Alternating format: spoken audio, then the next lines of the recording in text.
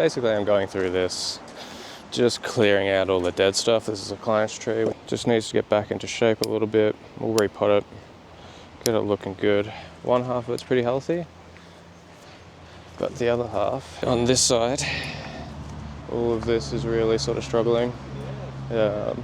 Just not ideal. Guessing this was all shaded out. The good thing about maples is even if like a big sort of branch like this dies, you are likely to get back budding somewhere along there. By removing all the dead stuff, then we just have a real chance to just properly look at what we do have to work with. Weird branches like this can just go, half of it's dead. A lot of times when maples are pruned too, you end up with a lot of shoots coming out of the same junction. So we do just want to get those sections tidied up. Anything that maybe has some leaves on it but isn't super healthy in a weird position, we can just get rid of. Should have really given you like a proper before and after, but hopefully once I'm done you can see exactly what I've been doing. It is a beautiful day here. It is grand final day here in Melbourne. If you're watching from somewhere else in the world, it is the AFL Grand Final, so Aussie rules. We get a public holiday for it. A lot of people sort of go away or they have events planned for the day. Or they come up here and enjoy the nice weather and the nice scenery. We are a part of Cloud Hill Gardens here in the Dandenong Ranges, so we have a Japanese maple imported from Japan here, and a Sakazuki maple, which is, I would say probably just over 100 years old. I'll show you it a little bit later if I remember. But that is really a beautiful tree. This looks like it'll be a good front through here. I'll spin it around once I'm done, so you can see what I mean by the front. And generally from that, like this angle, you'll see that it's probably not that exciting, whereas here we have a nice little branch coming out the front. We can bring this down a little bit, bring all of these down and just to get a bit more shape into it.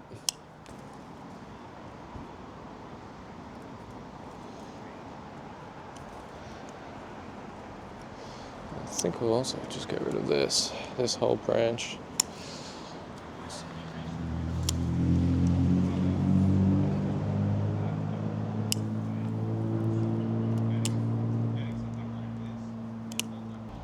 All the bigger branches that we are getting rid of, we'll use a branch cutter, a bit more concave, can get closer into the trunk or the next branch that you're cutting in.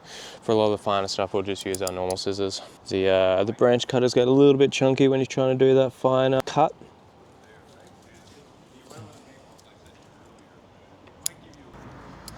This definitely looks like the front, but we'll make that decision once it's fully cleaned up. Anything growing downwards is not ideal either.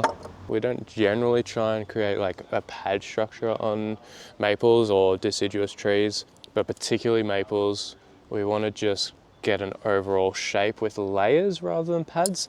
So just a little bit of space in between each layer rather than a perfectly formed pad. So this side needs to come out, whether we wire that around, but I still think it's probably too strong. So this is the area that I was talking about up here. A little bit too strong. Probably take this out.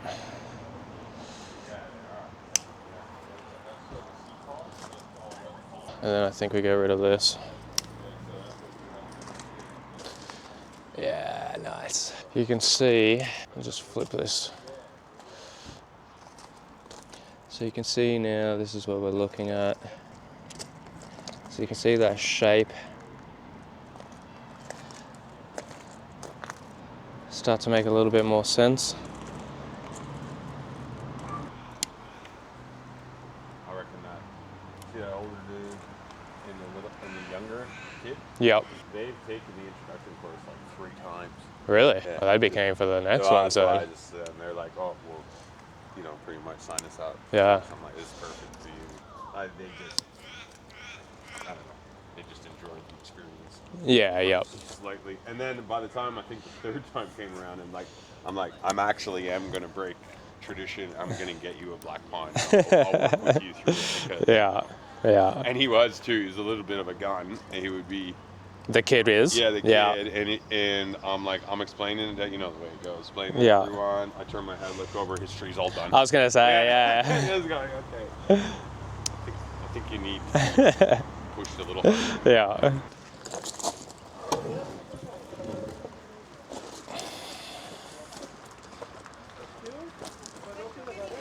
Put it right on the edge.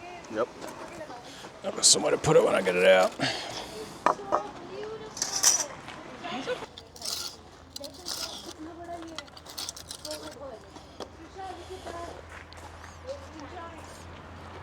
Ooh, came out easy. Popped up. Yeah. It's pretty full. Yeah. And that's where that like white bed of, Yeah. because that will help that from happening. Yeah. You know. Yeah. So, I'll do a mix of like the medium and the smaller stuff and Yeah. just do like a fine Yeah. layer on there. yeah. If you could kind of work Take that out. section out, Yeah. that way you'll be able to get it over here somewhere. Yeah. You know. Yeah. Try, do your best because it's better than I was thinking. So Yeah. you'll be able to you probably gain a fair bit off the bottom. Yeah. For play, you know.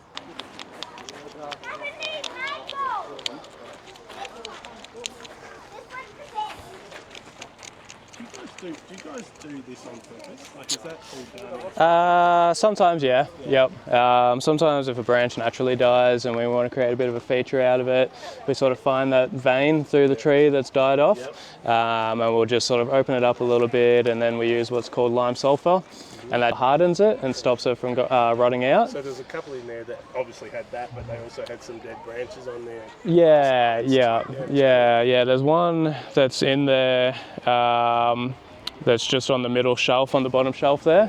So that's actually a dead tree with a live tree wrapped around it. And then eventually over time that'll fuse together and it just creates like a lot of age and character to the tree. So we're just trying to freshen it up for them and get a bit of health back into it, and yeah. So good. Yeah. If you have any other questions, just let me know. Thanks.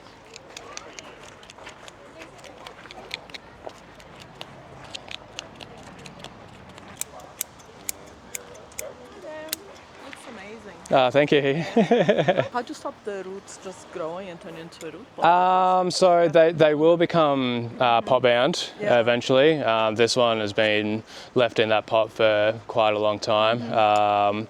And basically what it does is it stops percolating water, so the water stops draining through.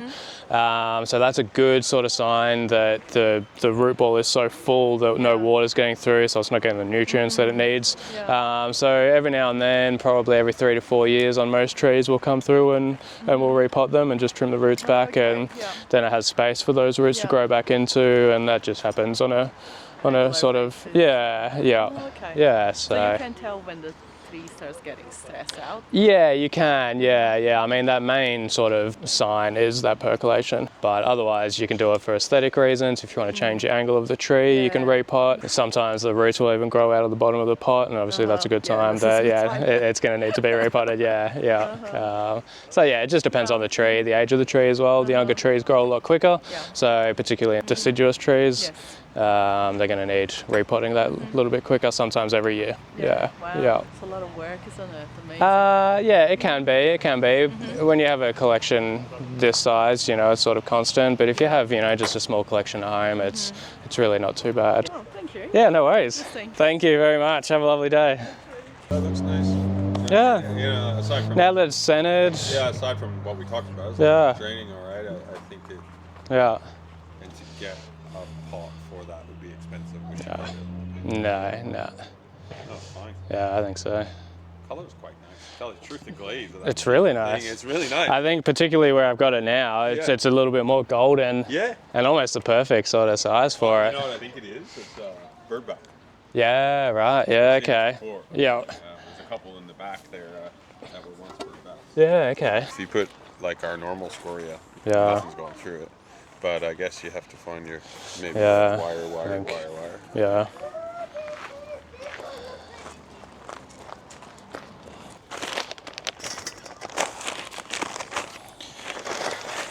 So I've just done a layer of scoria on there. That's just going to help with drainage I might just throw a thin layer of some finer stuff through there too.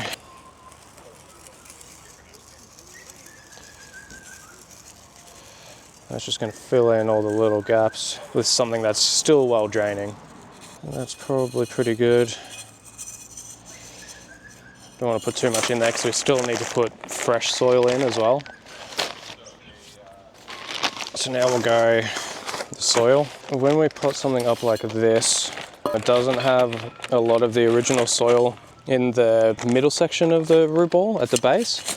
So we like to just mound it up a little bit in the pot, just to make sure it gets right up in between the roots at the base of the tree.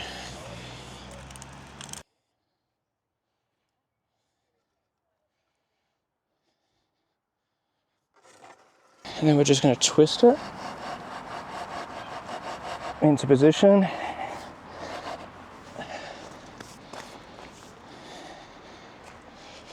And I think that is pretty good.